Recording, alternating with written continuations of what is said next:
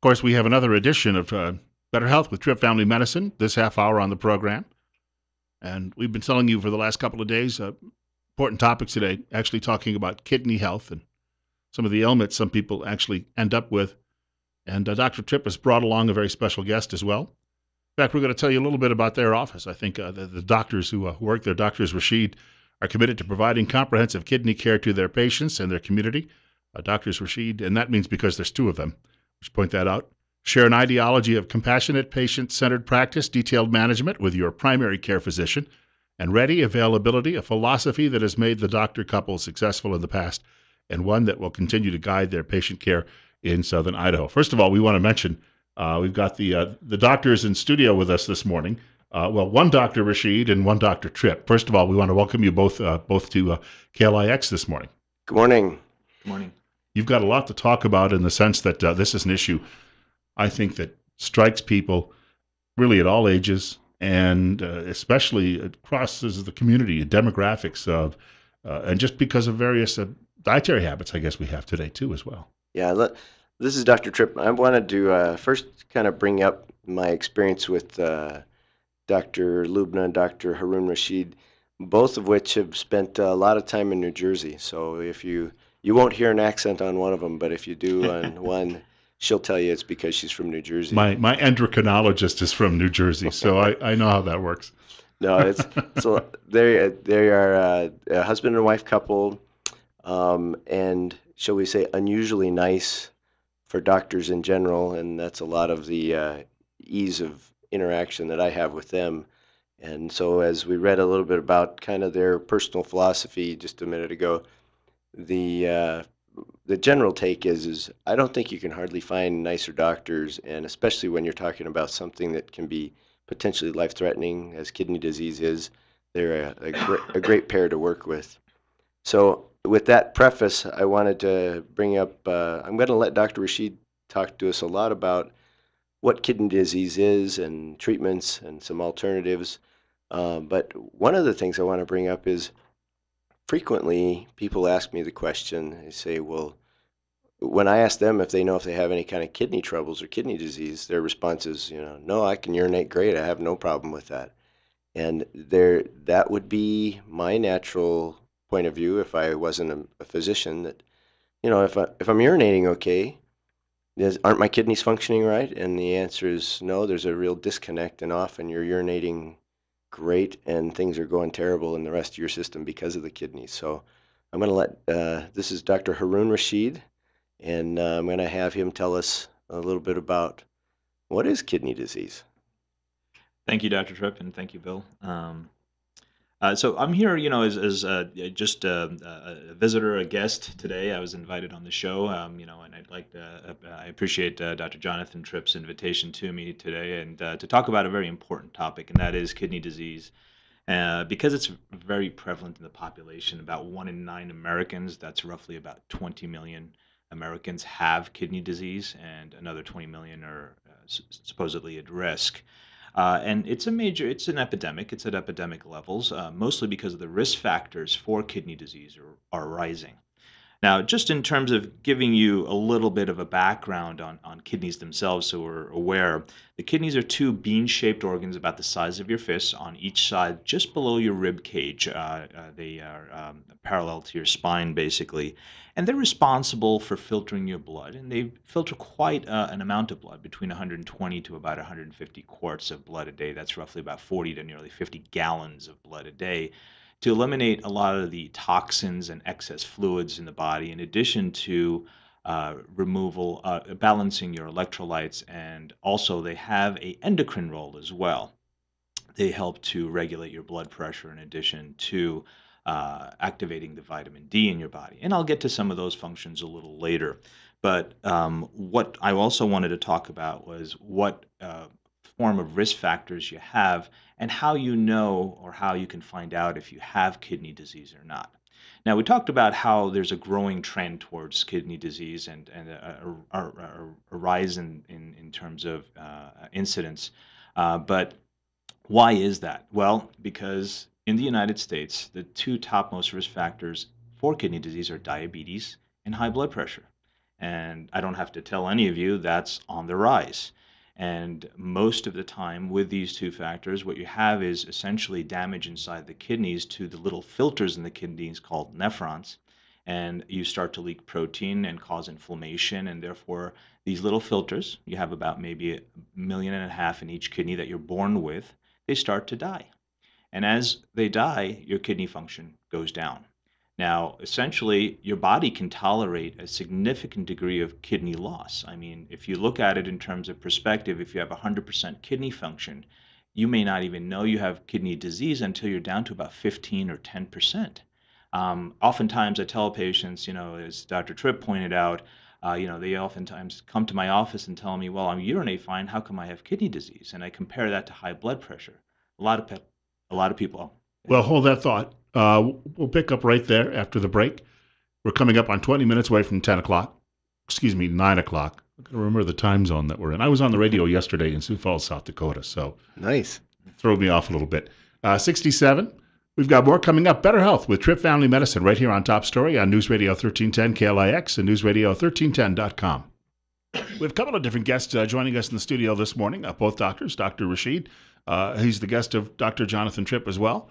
On Tripp Family Medicine, of course, that we do the Better Health segment every Wednesday morning between 8:30 and 9 o'clock.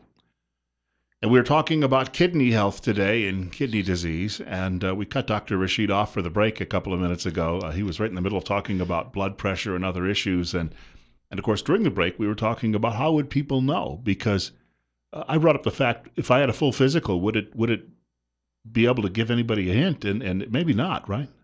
Right. So we're at how do you know if you have kidney disease? Unfortunately, most of the time, a full physical, unless you're in the very late stages, you wouldn't be able to tell that you had kidney disease. It's like having blood pressure. A lot of people, unless they get their blood pressure checked manually, you don't know you have high blood pressure until you suffer a consequence, such as a heart attack or stroke. Mm-hmm. And of course, as doctors, we don't want it to let it go that far.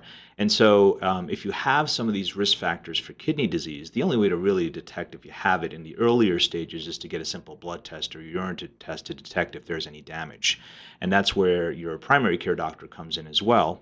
When you have diabetes, you have high blood pressure, simple blood tests like a basic metabolic panel, which includes a creatinine, will also tell you if you have kidney disease, and a urinalysis, just a simple dipstick urinalysis, a little sample of urine will be able to tell if you have any damage that's leaking protein or blood inside your urine. And those are ways that you can actually detect kidney disease early enough. When I talk to patients about kidney disease, or how we're checking their kidney function, that basic metabolic panel is a panel of things that we're looking at: your blood sugar, electrolytes, but kidney function. That word he used, creatinine, is actually a breakdown of muscle tissue. So we often think of, well, why would I have muscle tissue breaking down? But the truth is your body is constantly replacing cells, including your muscles, so they get replaced, and that breakdown tissue has to be filtered out of your blood, and that's a big part of what the kidney is doing. So when we look at a creatinine, we're really looking at how much of this waste product is hanging out in your bloodstream, and if there's a lot of it, it says your kidneys aren't doing that great a job.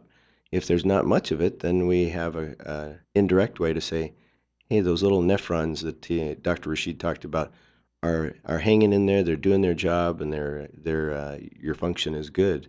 And when that creatinine starts to creep up, that's when we get our first hint that you have kidney disease, and we gotta say, well, what do we do now to take care of it? How do we keep you out of further trouble? I have a young lady I saw yesterday. When I say young, I mean 35-ish, and we checked her kidney function, and her kidney function roughly is at about 50% of what it should be. And that comes directly from a blood test that it's a totally incidental finding. So now I get to talk to her about, what do we do to protect your kidneys more? Because it was farther down than just a simple, well, maybe you're a little dehydrated that day. So that's kind of how the primary care office looks at this. We're often checking that as an incidental test just to make sure that things are working well. And when we find they're not, that's when I turn to the Rashids and say, okay, what do we do with this lady now? As I take it there's no way to revive anybody's kidneys, so it's really trying to get this as soon as you can. Right. Well, it was well said by Jonathan here. I think that you do have to get that blood test and that creatinine. You just have to think of the body as very dynamic. It's always making and breaking down muscle, bones, and whatnot. And these things are released into your bloodstream, including the creatinine. And the kidney acts as a selective filter. And if the filtration rate of that substance goes down, it goes up in the blood, and that tells us that the kidney is not doing its job as adequately as it should. And just to add upon that, we also, stress getting a urinalysis perhaps once a year, especially if you have one of these risk factors. And because the kidney is a selective filter, it filters out certain things and keeps certain things inside the body, particularly protein. If you look at the kidney itself, it filters out the excess waste in the water as needed, but it retains the protein inside your blood. However, if there is damage, then there's a leak of the protein, and you can oftentimes detect that in the urine. And even when the kidney function supposedly is normal, you can have very early signs of kidney disease when you detect this leakage of protein. So if you have 90% or greater function, we still know you have kidney disease if you're leaking protein, and that's early enough where we can do something about it. Now, when family practitioners and primary care providers send me these patients, I always tell them, please send them to me early, because when they usually, around in this area, when we had a paucity of nephrologists, and that by the time that I get to see these patients, it's very late in the game. And unfortunately, the reversibility is not achievable, but we can, at least stabilize these patients, or most of them at least. Because what we want to do is try to prevent them from going on to what we call end-stage kidney disease, where they have very little function, less than 15% function of their kidneys, and that's where they need to go on to dialysis in order to perform the job of the kidneys. And dialysis, that process basically entails taking a substitute, either a machine or using the patient's belly itself as a filtration device in order to remove the extra toxins and the wastes, as well as fluids and electrolytes that the kidneys themselves cannot do. And there's two modes of that. You can either come in the center, get connected to a machine 3 times a week for about 3 or 4 hours a day, and so that we can have an adequate filtration process so that you can survive longer. The other one is where a home therapy, where you can actually instill fluid inside your belly and let your belly act as the filtration device and drain the fluid. And that's for more patients that are independent and would like to perform dialysis at home. Now, key is, however, we're talking about prevention, so I'm hoping to get these patients before that.